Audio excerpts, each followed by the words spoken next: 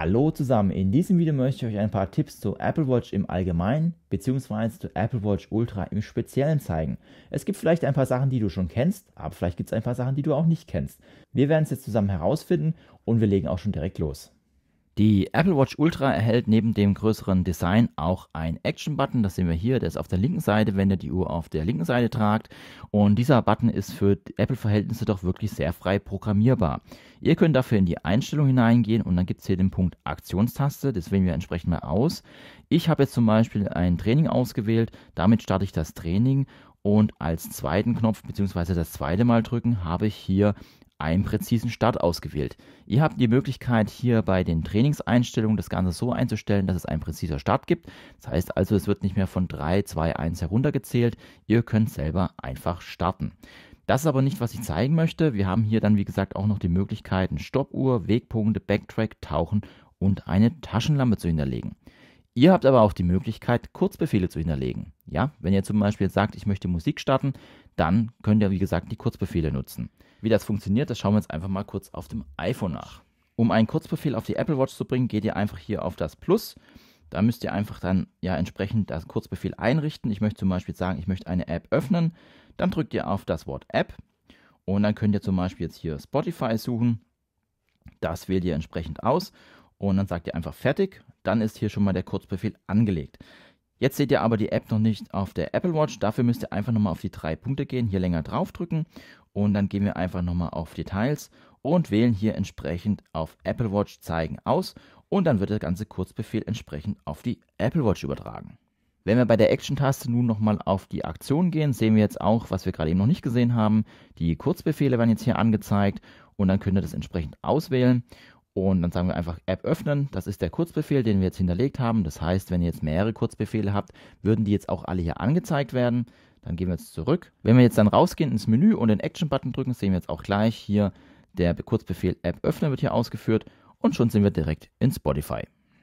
Die Apple Watch Ultra bietet ja auch einen eigenen Kompass. Wir sehen es hier in dem Watchface ist ja schon mal ein Kompass integriert. Wir können aber auch hier direkt in den Kompass hineingehen. Da sehen wir jetzt auch schon, dass wir hier verschiedene Punkte haben. Wir haben nämlich die Möglichkeit, unter anderem auch Wegpunkte zu setzen.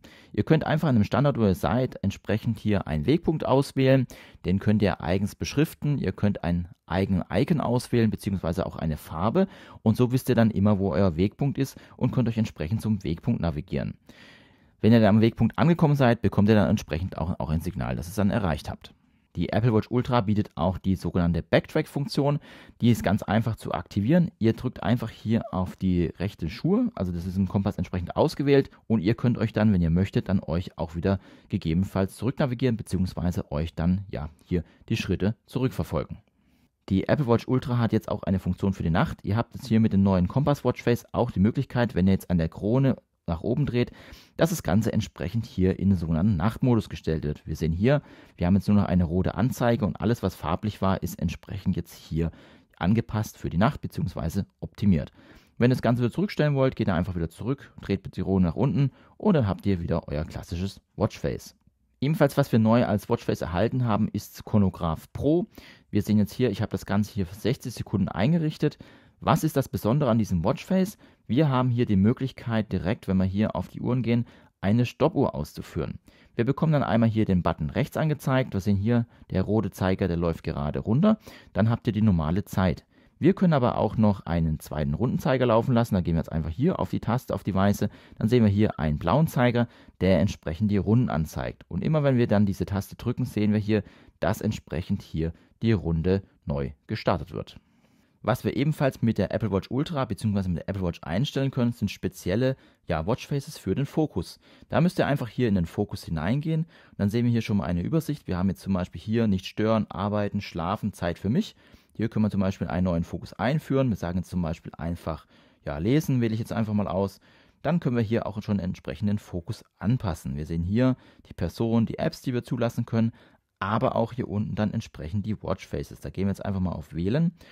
Dann sagen wir einfach hier, ich möchte zum Beispiel hier den Mond haben, das wähle ich entsprechend aus, sage fertig und schon haben wir entsprechend das Watchface beim Lesen. Wenn wir jetzt hier oben in die Einstellung gehen und entsprechend unseren Fokus ändern, dann können wir hier Lesen auswählen und dann sehen wir schon gleich auf der Apple Watch Ultra ändert sich entsprechend dann auch das Watchface passend zum Fokus. Um die Sicherheitsfeature der Apple Watch Ultra zu nutzen, müsst ihr einfach hier auf der rechten Seite länger auf die Taste drücken, dann kommt ihr auch schon direkt in die Übersicht. Wir haben einmal hier die Sirene, die ausgewählt werden kann. Die Sirene macht mehrere Töne nacheinander, die werden immer wieder lauter. Ich blende es einfach mal ein.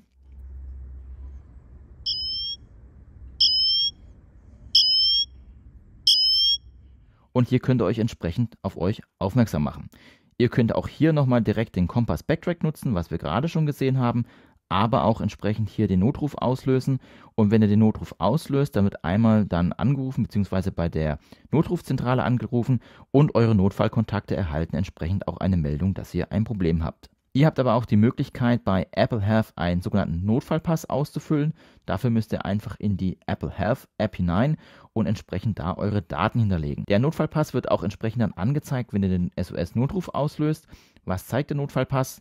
Ganz einfach, er zeigt euch mal euren Namen, dann ob ihr Organspender sein möchtet und dass ihr dann entsprechendes Alter, Gewicht, aber auch Erberkrankungen könnt ihr hinterlegen, Allergien, und so habt ihr dann entsprechend auch die Daten hinterlegt, beziehungsweise diese werden dann auch angezeigt, wenn ihr einen Unfall habt, beziehungsweise wenn euch was passiert ist. Stichwort Unfall, die Apple Watch unterstützt ja sowohl die Sturzerkennung als auch die Unfallerkennung.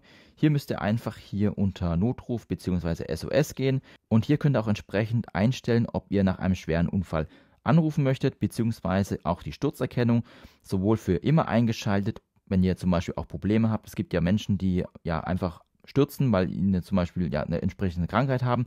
Das könnt ihr entsprechend dann auch einstellen, dass das Ganze immer passiert. Zum Thema Sicherheit, die Apple Watch Ultra bietet auch die Möglichkeit, hier direkt die Lautstärke zu messen. Das heißt, wenn ihr jetzt gerade unterwegs seid und nicht sicher seid, beziehungsweise wenn ihr das benötigt, könnt ihr das entsprechend auch ausführen.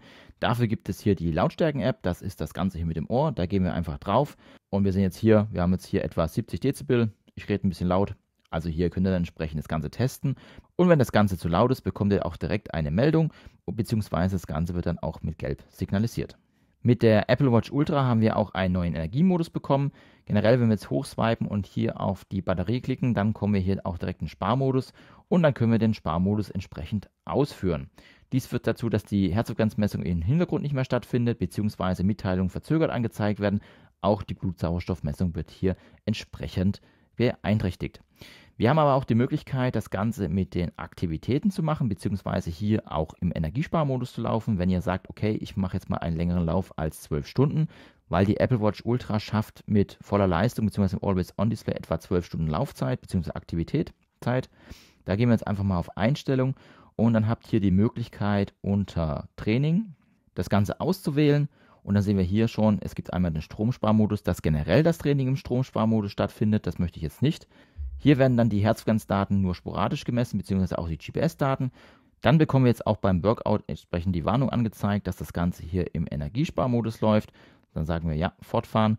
Und so werden dann entsprechend die Daten hier im Energiesparmodus aufgenommen. Und wir sehen auch schon, dass die Herzfrequenzmessung nur sporadisch stattfindet, beziehungsweise dann die Wattmessung ist ebenfalls auch nicht mehr dabei, beziehungsweise die Sensoren sind dann entsprechend eingeschränkt. Einen weiteren Tipp betrifft die Taschenlampe. Wir haben jetzt hier die Möglichkeit, wenn wir auch wieder in das Center eingehen, entsprechend hier die Taschenlampe auszuwählen. Das ist einfach nur ein Bildschirm und wenn wir auf die Taschenlampe draufklicken, dann haben wir hier verschiedene Modis, um die Helligkeit einzustellen. Das gleiche ist auch beim Blinken. Da kann man einstellen, dass das Ganze hell oder dunkel ist, beziehungsweise wenn man das Ganze dann aufs Rote geht, ist ebenfalls hier auch möglich, die Intensität mit einmal Klicken auf dem Bildschirm zu verändern. Ein Hinweis oder ein Tipp, nein, ein Tipp ist es nicht, ist eher ein Hinweis, wenn ihr jetzt Besitzer einer Apple Watch seid, beziehungsweise eine Apple Watch Series 7, Series 6, Series 5, ihr habt auf jeden Fall die Möglichkeit, eure Armbänder, die ihr gekauft habt, entsprechend hier auch für die Apple Watch Ultra zu verwenden. Das finde ich wirklich klasse, weil das ist nicht selbstverständlich. Als kleinen Hinweis kann ich aber noch mitgeben, wenn ihr euch für die Farbe Polarstern entscheiden solltet, überlegt euch das Ganze nochmal ganz genau. Das hier, ich weiß nicht, ob man es gut erkennen kann in der Kamera, aber die Verschmutzung ist das Resultat aus 3 Wochen Tragen und dann muss man entsprechend das Armband schon wieder reinigen. Für alle Leute, die gerne Radfahren gehen, beziehungsweise auch hier Leistungsmessung haben, beziehungsweise auch Indoor-Rad mit Leistungsmessung. Es gibt ja keine Möglichkeit, mit der Apple Watch Ultra direkt hier Leistungsmessung zu verbinden. Es gibt mehrere Apps, zum Beispiel Cyclemeter wäre eine App oder auch hier zum Beispiel Work Outdoors. Diese App könnt ihr nutzen, um auch entsprechend hier für eure Aktivitäten, wie zum Beispiel hier Indoor-Rad, dann sogenannten, ich habe jetzt hier zum Beispiel einen Kicker Snap angeschlossen, ja, entsprechend hier die Wattmessung anzuschließen. Hier haben wir dann auch ebenfalls die Möglichkeit, nicht nur den Powermeter anzuschließen, sondern auch entsprechend hier die Distanz einzurichten, damit auch hier die Distanz richtig übertragen wird. Ein weiterer Vorteil der App ist auch, dass wir hier Offline-Maps mitnehmen können bzw. herunterladen können. Wenn wir jetzt einen Workout durchführen, dann bekommt das Ganze auch eine Map angezeigt. Wir sehen jetzt hier zum Beispiel, ich habe hier eine Route geplant über Komoot. Alle Programme, die GPX-Dateien unterstützen, können hier übertragen werden. Dann sehen wir hier, können wir dann entsprechend hier unser Workout mit einer Navigation durchführen. Der Vorteil dieser Map ist auch, dass wir hier entsprechend dann auch die Waldwege hinterlegt haben. Was viele nicht wissen, ist, wenn die Apple Watch Ultra ausgeschaltet wird, dass die Apple Watch Ultra eigentlich nicht richtig aus ist. Das heißt, die Uhr läuft noch im Hintergrund und ihr habt die Möglichkeit, im ausgeschalteten Zustand auch noch entsprechend die Uhrzeit abzulesen. Ihr müsst einfach hier ganz lange auf die Krone drücken und dann bekommt ihr entsprechend die Uhrzeit angezeigt. Was einigen als auch nicht bekannt ist, dass wir auch den Wecker nicht nur auf dem iPhone einstellen können. Nein, das Ganze geht auch auf der Apple Watch Ultra. Hier gehen wir einfach in die Schlaf-App hinein, das ist das mit dem Bett. Und dann bekommen wir hier auch schon angezeigt, wann hier Schlafenszeit ist. Wir sehen jetzt hier meinen Schlafplan. Ihr könnt euch den vollständigen Schlafplan auch nochmal anschauen, beziehungsweise auch direkt hier ein- und ausschalten. Wenn wir hier runter scrollen, dann können wir auch noch sehen, dass wir zum Beispiel hier das Ganze auf Wochenende eingestellt haben. Wir können aber auch einen neuen Zeitplan hinzufügen und entsprechend hier die Aufwachzeiten ändern, beziehungsweise anpassen. Vorteil des Weckers ist auch, dass hier nicht das Ganze über Sound geweckt wird. Es gibt hier eine Vibration auf dem Arm und die ist wirklich sehr sanft und man wird wirklich sehr, sehr gut geweckt. Ich kann den Wecker der Apple Watch Ultra an dieser Stelle nur empfehlen. Zum Thema Schlafen, wenn ihr euch jetzt aber entscheidet, die Apple Watch entsprechend nicht anzuziehen, sondern zu laden, habt ihr auch die Möglichkeit, wenn die Apple Watch in der Ladestation ist, euch entsprechend die Zeit anzuzeigen, wenn ihr auf den Tisch klopft. Wie stelle ich das Ganze ein? Das ist eigentlich ganz einfach. Wir gehen hier in die Einstellung rein. Das Ganze findet ihr dann unter Allgemein und dann scrollt ihr einfach unter und dann gibt es hier den sogenannten Weckermodus und dieser Modus muss eingeschaltet sein, um entsprechend dann hier die Uhr bzw. die Uhrzeit zu sehen, wenn ihr auf den Tisch klopft. Die Apple Watch bzw. Apple Watch Ultra hat auch die Möglichkeit, hier Zeiten anzusagen. Um das Ganze dann entsprechend zu aktivieren, gehen wir hier in die Einstellung hinein und dann gehen wir hier unter Uhr und dann gibt es hier den Reiter Zeitansage. Das aktivieren wir entsprechend und die Uhr muss auch, darf nicht im Nicht-Stören-Modus sein, sonst funktioniert das Ganze nicht. Wir gehen jetzt einfach hier drauf. 21:04 Uhr. 21:04 Uhr. Ja, ich hoffe, ihr habt ein paar Tipps mitgenommen. Ihr könnt die jetzt entsprechend umsetzen und habt genauso viel Spaß mit der Apple Watch bzw. mit der Apple Watch Ultra wie ich. Wenn dich noch mehr Videos rund um die Apple Watch interessieren, ich verlinke dir oben mal die Playlist, beziehungsweise wenn du neu auf dem Kanal bist, verlinke ich dir auch mal die Best-of-Playlist hier unten. Ansonsten bedanke ich mich für deine Zeit. Tschüss, bis zum nächsten Mal.